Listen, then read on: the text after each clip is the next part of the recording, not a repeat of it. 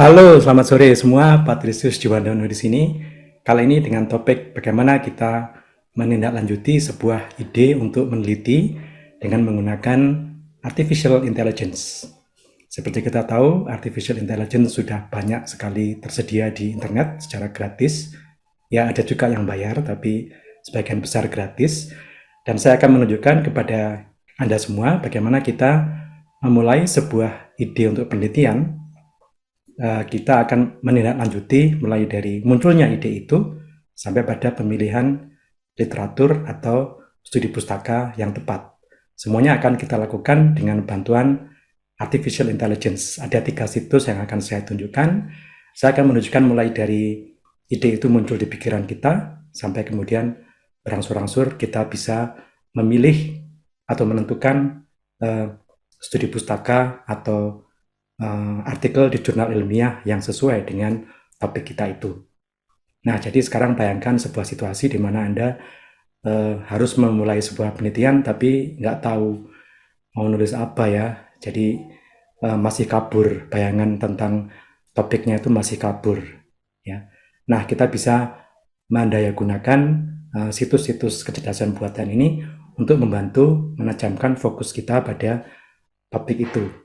Ya, tapi tentunya kita tidak mulai dengan kosongan ya. Jadi harus ada satu bibit awal tertentu yang kita pikirkan, kemudian kita umpankan kepada situs itu, dan selanjutnya dia akan membimbing kita untuk bisa mulai berlanjut ke tahap-tahap berikutnya sampai ke pemilihan artikel yang tepat. Seperti apa caranya? Mari kita simak sajian saya. Nah, situs yang pertama adalah yang namanya ora.sh gitu ya. Kita bisa melihat di sini URL-nya ora.sh ya. Jadi kita mulai dengan sebuah gambaran kasar dulu, ide kasar dulu tentang apa yang mau kita teliti. Misalkan Anda punya keinginan untuk meneliti tentang apa ya hubungannya antara kemampuan bahasa Inggris dengan pengembangan karir di sebuah lembaga. Nah, Anda pertama sudah mengawali bibit topik itu dengan sebuah pertanyaan. Ya, tentunya kalau pertanyaan Anda nggak bisa minta AI ya, nggak bisa minta kecerdasan buatan. Anda harus menggunakan otak Anda sendiri untuk kira-kira menemukan bibit umum dulu, sebuah topik yang umum. Misalkan Anda tertarik pada gimana ya hubungan antara kemampuan bahasa Inggris dengan pengembangan karir di sebuah lembaga. Nah, kemudian Anda ketukkan di kolom chatnya. Ya, tentunya ini sudah jadi ya, tapi saya mengasumsikan bahwa Anda sudah bisa menanyakan mulai dari awal ya, jadi gampang sekali tinggal menanyakan di kolom chatnya ini.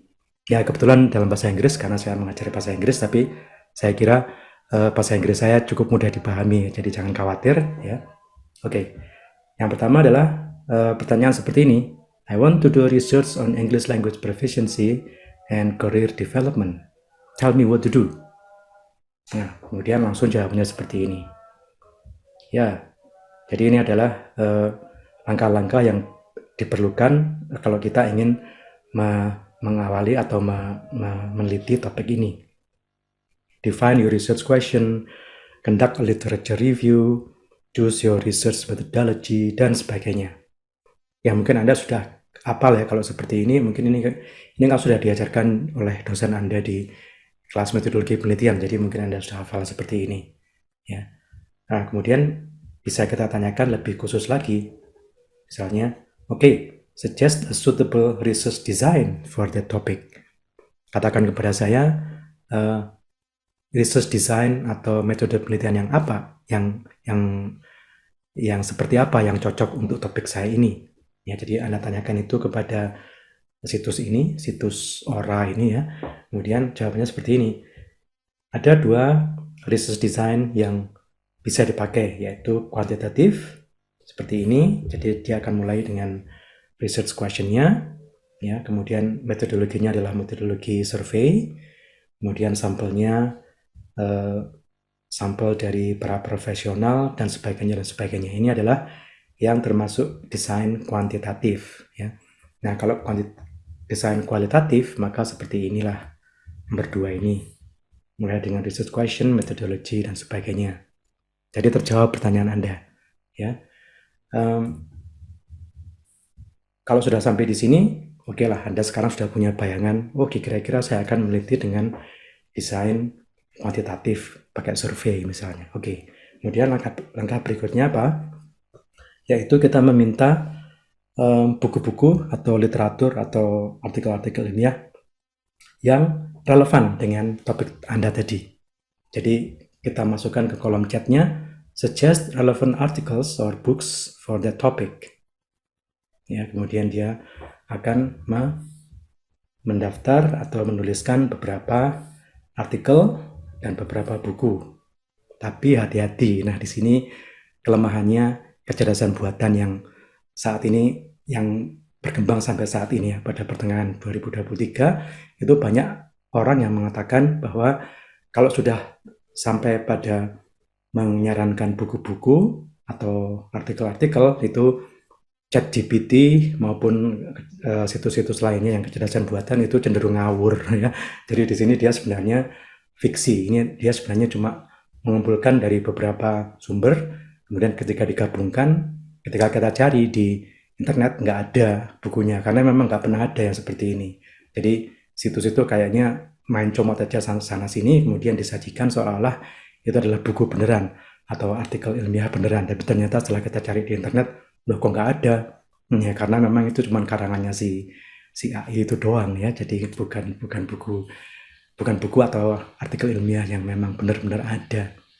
Jadi kelemahannya masih di situ. Jadi hati-hati kalau sudah sampai pada meminta saran dia untuk memberikan daftar perpustakaan, itu jangan langsung dipercaya.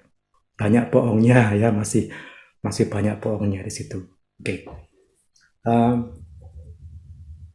Nah kemudian mungkin Anda tergoda untuk, aduh kok males ya nulis awalnya, ya sudahlah saya minta si AI ini untuk menuliskan pendahuluan yang pas. Ya, jadi ini Anda sudah mulai tergoda ini, Anda sudah mulai nyerempet ke cheating ini ya, curang ini ya. Oke, tapi saya tunjukkan hasilnya. Kalau Anda masukkan pertanyaan seperti itu, maka hasilnya jelas seperti ini. Ya, kalau Anda lihat, apakah Anda langsung bisa menjadikan masukan itu sebagai paper Anda? Ya belum tentu, karena ini harus dibaca lagi. Ya, kalaupun Anda sajikan langsung ke hadapan dosen juga pasti akan curiga, loh kok tahu-tahu bisa bagus sekali gini ya bahasa Anda ya. Jadi jangan tergoda untuk mengambil langkah yang seperti ini. Ya boleh mengambil idenya secara garis besar atau boleh Anda kembangkan dari hasilnya dia. Jadi hasilnya dia itu jangan di copy paste mentah-mentah, tapi harus dikembangkan sendiri oleh Anda. Oke. Nah, cara yang lebih elegan adalah yang seperti ini. Jadi kita memerintahkan dia untuk kembangkan sebuah essay berdasarkan poin-poin saya ini. Nah, ini poin-poin ini sudah Anda pikirkan. Jadi Anda memikirkan sendiri dengan proses otak Anda sendiri untuk sampai pada poin-poin 1 sampai 4 ini. Kita menyuruh dia untuk mengembangkan essay dengan poin-poin yang sudah Anda pikirkan sendiri. Ya. Nah, begitu diumpankan, maka jawabannya dia akan dengan senang hati memberikan jawabannya seperti ini. Ya. Cukup panjang, ya. Tapi sekali lagi hasilnya tetap harus Anda baca. Harus Anda baca ulang, kemudian harus Anda kritisi supaya Anda tidak terjebak pada bahasa mesin, ya. Dan Anda masih harus menambahkan di sana sini supaya kelihatan bahwa Anda juga punya proses pikir di situ. Jangan ditelan mentah-mentah. Ya. Oke, sampai di sini kemudian kita akan lanjut pada sebuah situs lain yang akan membantu kita untuk mencari dan menemukan artikel ilmiah yang tepat. Oke, situs berikutnya yang bisa membantu kita adalah yang namanya elicit.org. elicit.org. Ya, ini kita tinggal mengetikkan makalah kita tadi atau masalah penelitian kita tadi, ya. Jadi the relationship between English proficiency and career development. Kita ketikkan di kolom search-nya, kita tinggal klik search. Nah, kemudian akan disajikan beberapa judul artikel ilmiah yang sesuai dengan topik kita tadi. Kita tinggal memilih yang mana yang cocok ya. Kalau kita ingin hasil yang paling baru, kita tinggal memfilternya dengan ini, published after. Jadi klik filter, kemudian published after. Itu kita ingin, misalnya kita ingin terbitan mulai dari tahun, katakanlah tahun 2005 sampai ya 2005 ya, 2005 sampai sekarang. Nah, ini yang disajikan adalah semua paper yang terbit setelah tahun 2005. Kita tinggal melihat judulnya, mana yang kira-kira paling tepat dengan topik kita tadi ya. Kita lihat satu-satu ya. Ini ada hubungan antara English Language Proficiency dengan academic performance. Ini bukan career development, jadi kita lompati aja, ini mungkin kurang sesuai ya. Kemudian bisa kita scroll ke bawah. Ini masih academic achievement, masih kurang sesuai. Ini juga yang ketiga juga belum sesuai. Jadi kita cari yang sesuai, kita cari yang pas dengan topik kita tadi ya. Nah, yang nomor yang ini itu barangkali sesuai karena di sini ada English Proficiency and Labor Market Performance ya, jadi kinerja di pasaran kerja ya. Kemudian di sini ada intisarinya dalam 1-2 kalimat, jadi sangat ringkas. English speakers may have an advantage since they are writing in their native language. Ya, ini bisa kita pilih ya. Kalau misalnya kita pilih yang ini, ya, maka kita akan melihat, begitu kita klik, maka kita akan melihat abstraknya. Jadi Anda tinggal membaca abstraknya dan menentukan apakah bisa artikel itu bisa kita masukkan sebagai satu studi pustaka di bab 2 ya. Nah, di sini juga diberikan satu kesempatan untuk bertanya. Jadi misalnya kita mau menanyakan apakah paper itu berdasarkan sebuah penelitian atau respondensnya siapa. Kita bisa menanyakan di sini. Who are the respondents? Tinggal ask, kita klik ask. Nah, di sini dikatakan respondensnya adalah world's top 2.5% of economists. Pakar-pakar ekonomi 2,5% dari pakar-pakar ekonomi yang top ya. Jadi di sini kita bisa menyajikan atau kita bisa menelisik lebih jauh dengan menggunakan ask ini. Nah, situs ketiga yang bisa kita gunakan adalah yang namanya cspace.com. Ini halamannya di sini. Untuk tahun 2023 ini dia masih berada di typeset.io. Jadi kita klik aja ini ya. Nanti mungkin tahun depan mungkin sudah berubah lagi, tapi yang sekarang sementara alamatnya di typeset.io ini. Kita klik di sini. Nah, di sini kita tinggal mengetikkan lagi masalah penelitian kita tadi, yaitu the relationship, hubungan between English proficiency, kemampuan bahasa Inggris, dan pengembangan karir.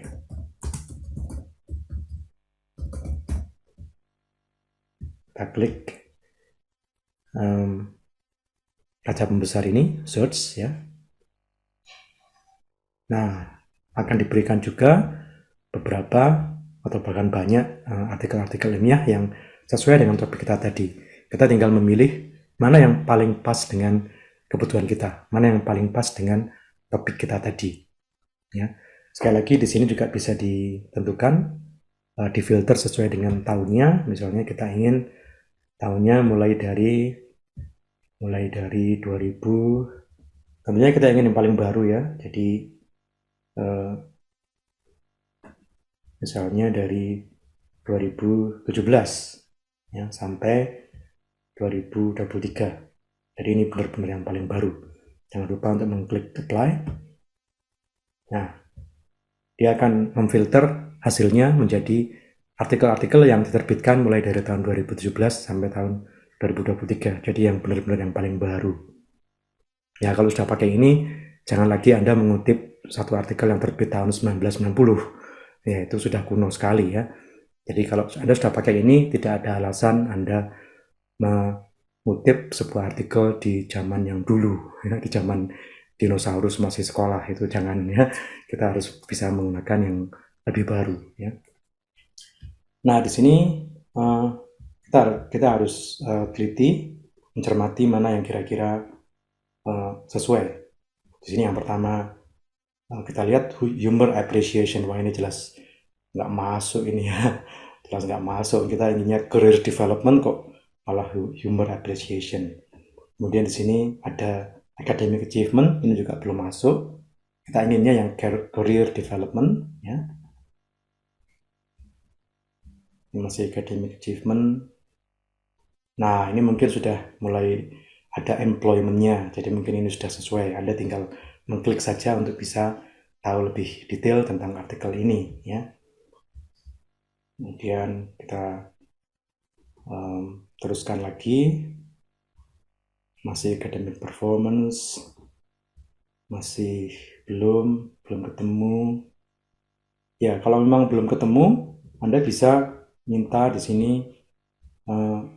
loading more results. Jadi dia akan terus-menerus menampilkan artikel-artikel yang banyak dan Anda tinggal memilihnya. Mana yang paling sesuai dengan topik Anda tadi. Ya. Kita lihat di sini. Nah, di sini mungkin sudah lebih dekat ke topik kita tadi ya, karena di sini ada flight attendance. Ini kan pekerjaan ya, ini kan karir. Ya, kita bisa mengklik di sini. Kita klik yang paling sesuai, misalnya paling sesuai ini, yang paling sesuai adalah ini. Nah, di sini selain abstraknya, Anda bisa membaca abstraknya untuk melihat kesesuaiannya dengan topik Anda tadi. Kemudian di sini juga ada buttons untuk tahu lebih jauh tentang artikel ini. Jadi misalnya kita pengen tahu conclusion-nya apa sih, kesimpulannya apa sih dari artikel yang panjang ini, kita bisa langsung klik conclusions. Dia akan langsung meringkas conclusion-nya. Nah, ini conclusion-nya. Anda bisa baca. The paper suggests that there is a weak correlation between TOEIC scores and the International Aviation Language Proficiency bla bla bla ya. Jadi Anda tinggal mengklik salah satu button tadi ya. Ya, di sini kita bisa, kalau Anda ingin mendapatkan full text-nya, tinggal mengklik ini ya. Full text-nya bisa dalam bentuk HTML atau dalam bentuk PDF ya. Kalau tersedia tentunya. Karena ada beberapa situs yang cuma sedia HTML-nya saja, tidak ada PDF-nya dan lain-lain ya. Oke. Kita bisa melanjutkan untuk menelisik ke paper ini lebih jauh. Misalnya, explain the practical implications. Implikasi praktisnya apa dari paper ini? Kita tinggal mengklik ini. Nah, dia akan meringkas implikasi praktisnya. Jadi Anda tinggal membacanya. Kalau itu cocok, Anda masukkan sebagai satu studi pustaka atau state of the art di tesis Anda atau deskripsi Anda. Ya, ini ya. Ini practical implikasinya adalah seperti ini. Ya, baca sendiri tentunya ya. Kalian baca sendiri, kemudian kalian tentukan, Anda tentukan masuk enggak dengan topik saya tadi. Bisa nggak dipakai sebagai pendahuluan? Bisa nggak dipakai sebagai kajian pustaka? Ya. Ya, tentunya Anda harus mikir sendiri. Anda akan dikasih otak ya. Jangan cuma pasrah bongkoan pada kecerdasan buatan. Anda juga harus berpikir sendiri. Misalnya kita ingin keterbatasan, limitations of this paper itu apa ya? Kita ingin tahu keterbatasannya. Kita tinggal klik ini. Limitations-nya apa? Dia akan meringkas limitations-nya. Ya. Nah, inilah limitations dari paper ini. Jadi Anda tinggal membaca keterbatasannya apa, ya tentunya Anda kalau bikin penelitian yang tentunya Anda bisa melampaui keterbatasan itu, idealnya ya. Oke, jadi seperti itulah kita menggunakan 3 situs untuk bisa membantu kita mulai dari awal sekali, mulai dari gagasan umum itu muncul di kepala kita, kita tanyakan kepada satu situs itu yang namanya tadi ORA tadi ya, kemudian lanjut ke elicit.org ya, kita bisa meringkas mana artikel-artikel apa yang relevan dengan topik kita tadi, dan kita juga bisa menelisik lebih lanjut, mencari lebih lanjut ke skispace.com. Kiranya tips ini membantu. Sampai jumpa di episode mendatang.